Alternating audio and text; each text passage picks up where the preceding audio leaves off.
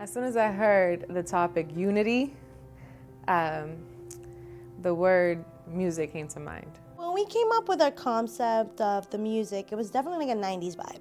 So when I was positioning my coworkers, my team, I wanted to have like that like the old school vibe, and we kind of like went in circles and like turned around little by little. The song will be very interactive. It'll be very cool. I think it'll just make everybody happy. Working together, collaboration, and I figured why not work on a song together?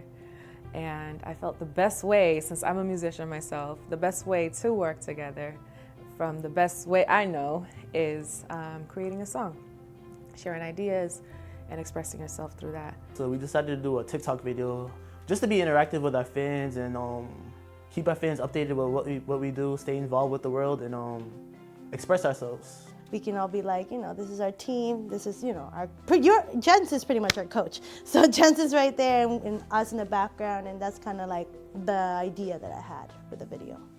I feel like everybody was very accepting of the idea. I think everybody was very excited, and yeah, we worked very well together. So I think everybody loved it. And I have a lot of energy to definitely share with my team. So with that being said, my energy was vibing with their energy, and we worked together amazingly.